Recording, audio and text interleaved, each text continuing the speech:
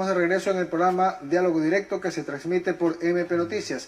Como lo habíamos anunciado, está ahora con nosotros el presidente de la Unión General de Trabajadores del Ecuador y también es vicepresidente nacional del Frente Unitario de Trabajadores. Me refiero al ingeniero José Villavicencio, a quien lo dejo con un saludo inicial. Buenas tardes, bienvenido a MP Noticias. Un gusto, buenas tardes. Poderles saludar a nombre de nuestra central sindical UGT como parte del Frente Unitario de Trabajadores del Ecuador, CUD. Un saludo a todos los trabajadores de la provincia de El Oro. Sí. Estamos a las órdenes para responder sus inquietudes. Muy bien. El día de hoy se desarrollaron jornadas de protesta a lo largo y ancho del país. No sé exactamente en qué ciudades nomás. Acá en la ciudad de Machala también se registraron marchas. Y en la ciudad de Quito hemos podido mirar por la información que circula con mucha rapidez a través de las redes sociales algunas protestas y enfrentamientos, choques contra la policía. ¿Cuál es su evaluación de la jornada de hoy? Los trabajadores, los sectores sociales, el pueblo ecuatoriano, el día de hoy nos hemos tomado las principales calles de nuestro país. En las 23 provincias del país, los trabajadores han denunció la política neoliberal implementada por el presidente Moreno.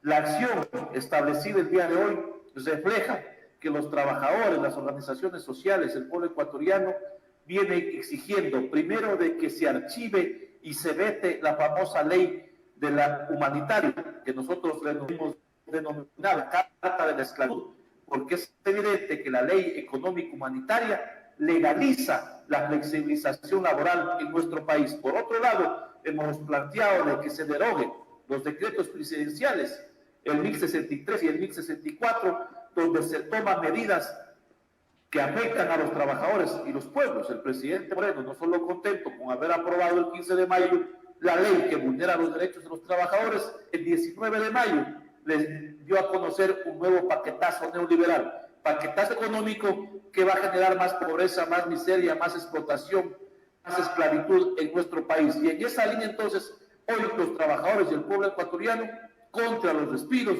contra la ley de la esclavitud, que derogue los decretos presidenciales, combatiendo el tema de la corrupción que lamentablemente bordea al gobierno y que en vez de esos recursos sean utilizados para garantizar comida y medicina a los ecuatorianos, hoy algunos o cuantos vivarachos están haciendo su agosto cuando el pueblo ecuatoriano exige medicina, exige educación, exige salud. Y entonces es evidente que hoy el ecuatoriano ha protestado, se ha tomado las calles para condenar la política neoliberal implementada por el presidente Moreno y su asamblea. ¿Qué tan difícil es tomarse las calles en tiempos de pandemia? Pues existen limitaciones de carácter personal, o sea, yo también creo que llegado el momento cualquier persona saldría a protestar, pero todos queremos después de la protesta regresar a casa y estar vivos luego. ¿Qué tan difíciles son las protestas en medio de esta pandemia?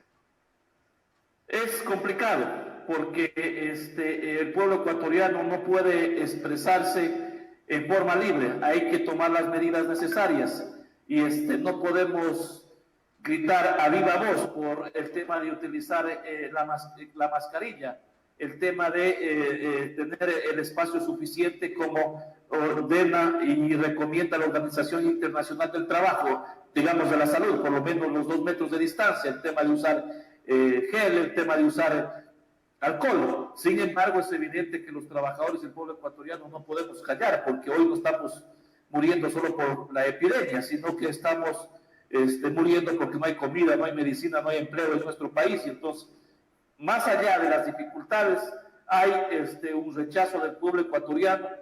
Más del 72% quiere un cambio de gobierno, 9 de cada 10 ecuatorianos no le creen a este gobierno, porque es evidente que es el gobierno de la mentira, del cinismo, de la demagogia, que han sido los principales instrumentos que ha utilizado el gobierno para justificar su incapacidad que ha tenido para resolver el problema de salud y el problema económico en nuestro país. Bien, para concluir respecto de la jornada de protestas en sí, ¿se registraron detenciones, se registraron algún tipo de desmanes o algún tipo de actitud de la policía que haya sido contrario a los protestantes? Es evidente de que el gobierno se blinda en los militares. y hoy hemos sido reprimidos algunos sectores, como es en la ciudad de Quito, también en la ciudad de Guayaquil, en la provincia de Cotopaxi también hubieron intenciones de reprimir a los manifestantes. El gobierno debe entender que estamos en un Estado constitucional de derechos y de justicia social, donde la Constitución en su artículo 98 garantiza el derecho a la resistencia. Los trabajadores del pueblo ecuatoriano nos hemos declarado en resistencia frente a su política neoliberal. La Corte Constitucional hace días atrás estableció un pronunciamiento que se debe respetar el derecho a la protesta como parte de los derechos que tenemos los trabajadores y el ser humano como tal. Y en esa línea, pese a que el gobierno busca reprimir, pese a que el gobierno busca callar, desprestigiar nuestras acciones, el pueblo ecuatoriano hoy hemos demostrado una vez más que estamos descontentos con su política. Las protestas se dieron dentro de los horarios en los que son permitidos que las personas salgan a la calle. Quito, la ciudad capital, el distrito metropolitano, continúa con el semáforo en rojo, es decir, el toque de queda es a partir de las 2 de la tarde. ¿A qué hora se desarrollaron las protestas? Todas las movilizaciones, las acciones del día de hoy fueron convocadas a partir de las 10 de la mañana y por eso los diferentes sectores sociales, como los estudiantes, los maestros, las amas de casa, los trabajadores de la salud y los trabajadores en general, nos empezamos a concentrar a partir de las 9 de la mañana y en esa línea se han cumplido nuestras perspectivas, se ha cumplido respetando el horario donde las personas podemos visitar. ¿Y las protestas fueron hoy solamente? ¿Hoy es un día de preparación? ¿Continuarán? ¿Cuál es el plan frente a las decisiones del gobierno? Es evidente que ya es la tercera, cuarta acción que venimos cumpliendo frente a lo que el gobierno ha pretendido mermar el presupuesto a la educación, frente a sus políticas, y entonces es evidente de que si el gobierno no veta y agrega la llamada económica humanitaria, si es que no deroga los decretos y si es que no ponen en consideración nuestros planteamientos para resolver el problema económico y sanitario y persiste en las privatizaciones, en su política neoliberal, las acciones van a continuar, van a seguir las acciones de manera progresiva, no se descarta un levantamiento social, no se descarta una huelga nacional, si es que el gobierno no rectifica su política al servicio del capital, de la banca, de los grupos económicos y al servicio en particular del Fondo Monetario Internacional. Es normal que las organizaciones tengan coordinación, es normal que conversen. ¿Existe ese nivel de coordinación actualmente? ¿Es posible que en los siguientes días, semanas, la protesta vea a más grupos sociales juntos marchando por las calles?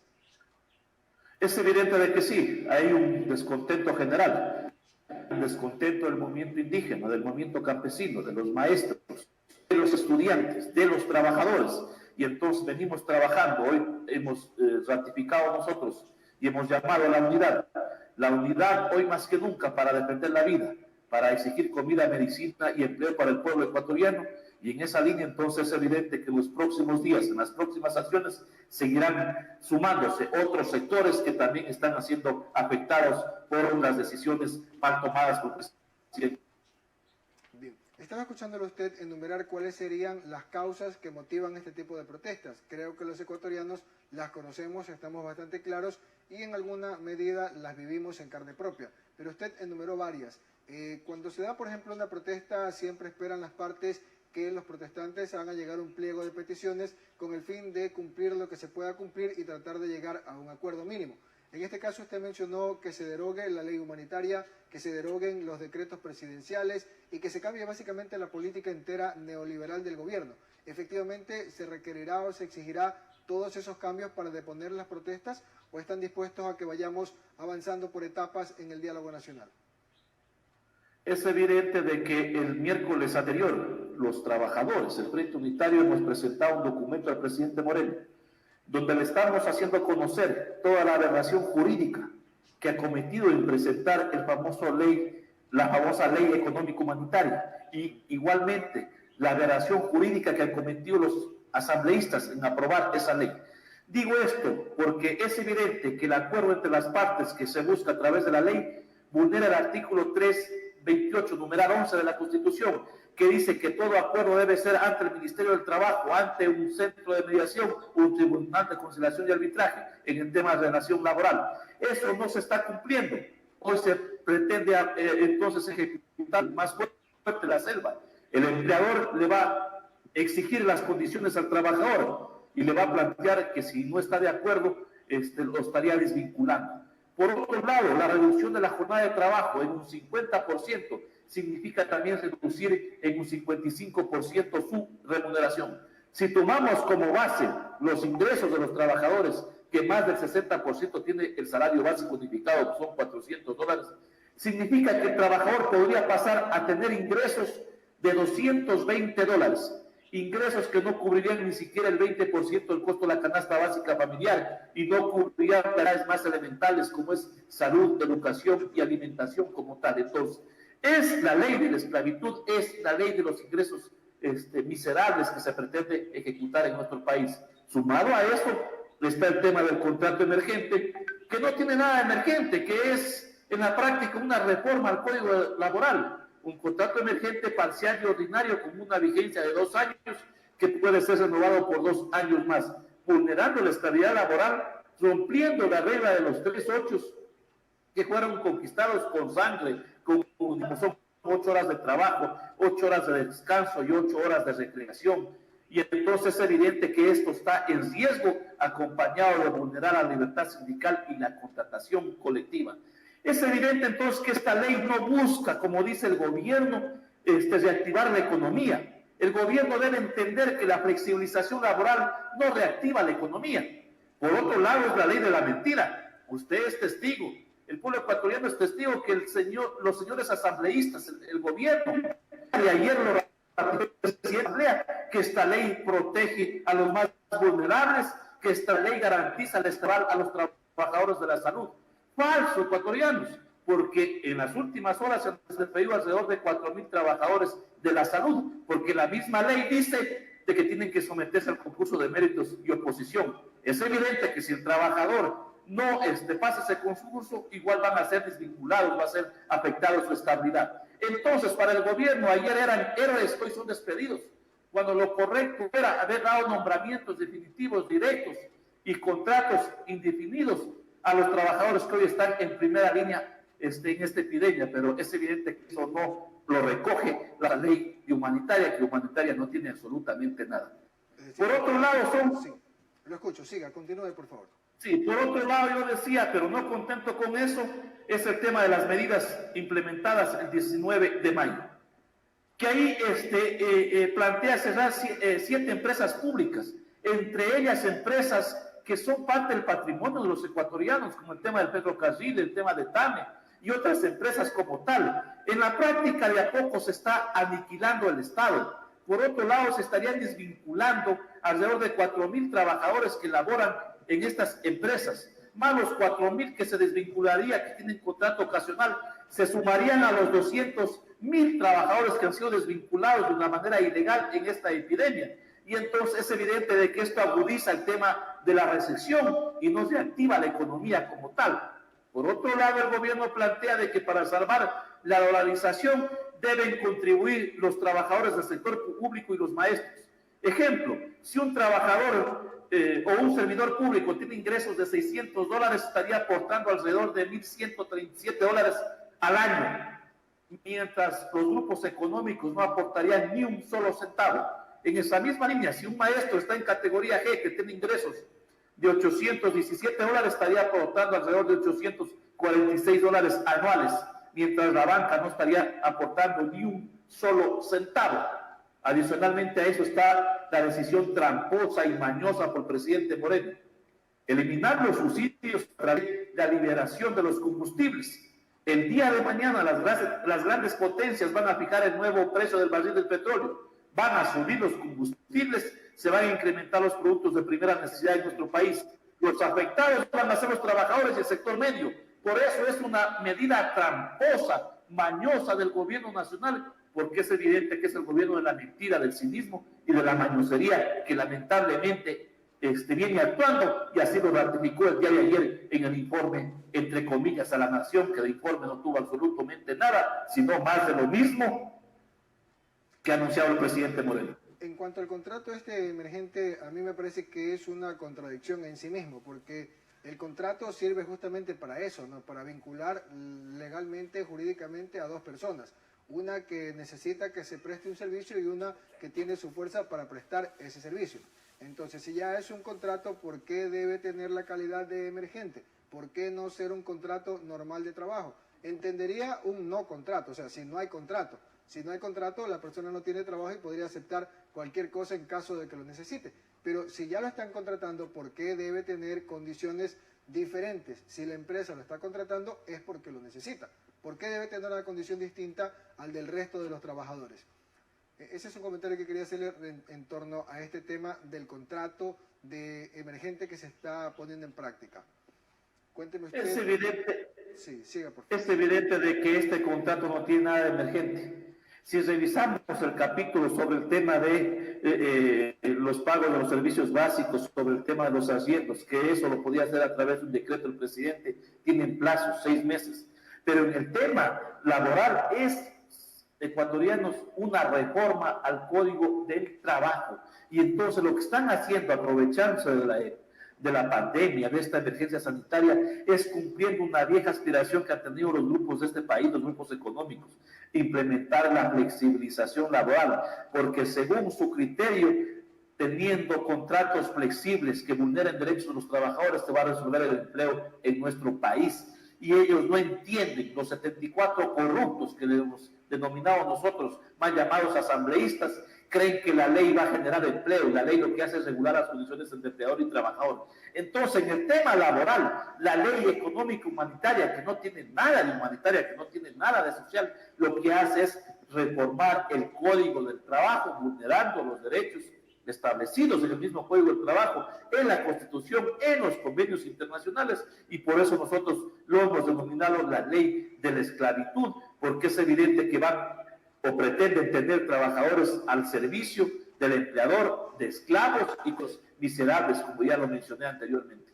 Ese tema de la forma como se pretende regular el costo de los combustibles a futuro, es decir, la fijación de estas bandas de precios, es una verdadera bomba de tiempo. Hoy, a pesar de que el precio del petróleo es prácticamente cero, ya ha empezado a subir un poco, pero pues en semanas anteriores trascendió que no solo que no costaba, sino que el que tenía un barril de petróleo, al entregarlo al comprador, no es que recibía dinero, sino que tenía que darle el barril de petróleo y $35 encima para que se lo lleve, porque no hay a dónde más almacenarlo.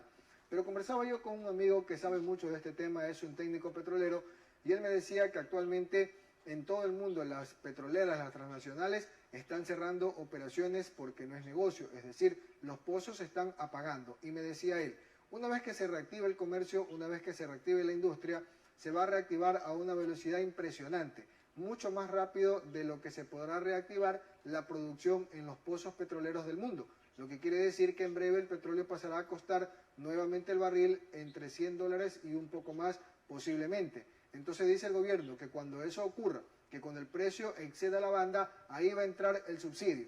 Entonces, ¿en qué quedamos? Estamos llegando a exactamente lo mismo, solamente que se lo está complicando más. ¿Se está sembrando el futuro de problemas? ¿Es esa la situación? Es evidente que sí. El gobierno lo único que está haciendo es cumplir las órdenes del Fondo Monetario Internacional, la única que no pudo implementarse en el mes de octubre por la ración de los trabajadores del pueblo ecuatoriano. Hoy lo están haciendo, aprovechándose de esta epidemia. Usted ha planteado algo que es real. Las grandes potencias están hoy comprando el petróleo para recuperar sus reservas. Estados Unidos ha planteado que va a comprar 75,000 barriles, algo histórico, nunca antes visto, dice el presidente. El día de mañana estas potencias van a fijar el nuevo precio del petróleo y entonces va a incrementar. Lamentablemente eso va a ocurrir y entonces por eso nosotros decimos que es una decisión tramposa, mañosa. Igualmente el ministro de Energía ya planteó de que en el mes de junio y el mes de julio ya se incrementarán nuevamente los precios de los combustibles y que ahí entraría la focalización. Eso es falso, eso es mentira, porque al final del día los afectados van a ser los trabajadores y el sector medio de nuestro país. Y entonces es evidente que esta decisión es tramposa, es mañosa, pero también tras de esto está el tema de privatizar la refinería de Esmeraldas, que hoy en esta emergencia pretenden Ellos dicen construir una nueva refinería porque la refinería de Esmeraldas está en Cultales. Cuando el pueblo ecuatoriano quiere comida, medicina y empleo, ellos pretenden seguir cumpliendo las órdenes del Fondo Monetario Internacional y gastarse los recursos en cosas que hoy no son elementales. Y entonces es evidente que en su momento los trabajadores planteamos de que no se saque el petróleo, que se lo tenga bajo tierra hasta que se incrementen los precios, porque es real. El día de mañana se va a reactivar la economía, las empresas, las industrias, los vuelos, y se va a incrementar el precio del barril como tal del petróleo y por tal de los combustibles, y ahí vamos a sentir la afectación que vamos a tener los trabajadores y el pueblo ecuatoriano por la decisión mañosa que ha tomado el presidente Moreno a través de la liberación de los precios de los combustibles como tal. Sí, además hay que señalar algo también en favor de las organizaciones sociales. Recordemos que la última vez que estuvieron en la calle fue en el mes de octubre, como usted lo ha mencionado ahora, y en aquella oportunidad el país entero se enfrentó a una ola inusitada de violencia. Entonces siempre hubo la duda de si esa violencia provenía realmente del pueblo que tiene hambre, del pueblo que exige trabajo, o si esa violencia provenía de otros grupos interesados. En estos días ustedes han estado marchando, los trabajadores se han expresado, pero no ha ocurrido tal violencia, lo cual deja claro que en octubre definitivamente las intenciones no eran la de simplemente protestar y tampoco eran solamente trabajadores ni padres de familia los que estaban en la calle, sino algún otro tipo de gente con preparación especial para sembrar el caos. ¿Usted tiene esa opinión o difiere de ella? A ver, nosotros ratificamos de que en el mes de octubre los trabajadores y los pueblos nos acogimos al derecho a la resistencia. Segundo, en su momento nosotros condenamos los actos de vandalismo. Los trabajadores no fuimos quienes planteamos el tema de lo que pasó con Teleamazonas, con otros medios de comunicación, el tema de la Contraloría, que hoy tiene que investigarse, porque también hay dudas de los ecuatorianos, de los trabajadores. ¿Qué pasó realmente en el tema de la Contraloría? Porque no se descarta que podía haber sido un acto atentado, y entonces hay que investigar a fondo esa situación. Le da la impresión que así ha sucedido, y entonces tiene que investigar. Por otro lado, quien generó sí represión fue el gobierno, a través de su policía, a través de los militares, y así lo determinó la organización internacional en el tema de los derechos humanos. Y entonces es evidente de que nosotros nos recogimos el derecho a la resistencia, pero hubieron también sectores de que no, por los trabajadores y el pueblo ecuatoriano, hicieron actos poco inusuales, y entonces eso también se tiene que investigar. Por otro lado, también el gobierno debe responder de los más de 10 fallecidos que hubieron en las protestas del mes de octubre, como también debe responder de los 1000 fallecidos por el tema del COVID-19, por haber destrozado el sistema de salud, por haber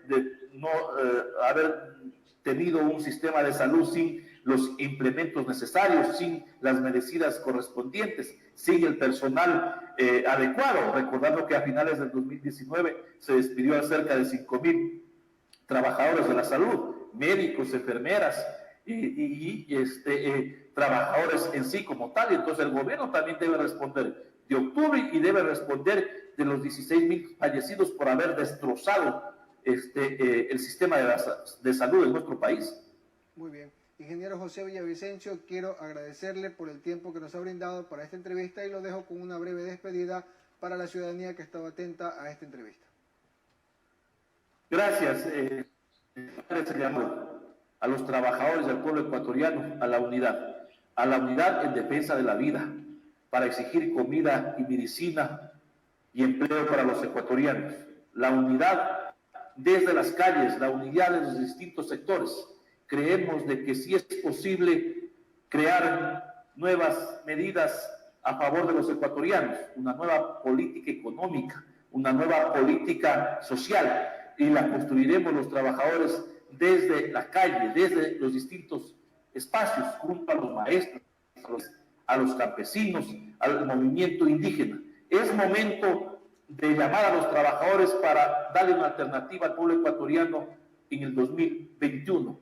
El proceso electoral tiene que ser también considerado como parte de un elemento de lucha, de confrontación, donde los trabajadores y los pueblos confrontaremos las ideas frente a quienes persisten en mantenerse en el poder, frente a la burguesía, frente a la derecha, como el social cristiano y el creo que se pusieron a contribuir en esta emergencia junto al gobierno como tal. Y entonces hoy más que nunca es el llamado a la unidad para seguir pensando de que sí es posible salir adelante, estableciendo una nueva política en nuestro país al servicio de los 16 millones de ecuatorianos. La unidad, hemos dicho nosotros, para crear un nuevo mundo. Si es posible un nuevo mundo, un nuevo sistema económico. Así es. Política al servicio de los trabajadores y los pueblos. Muchas gracias a ustedes.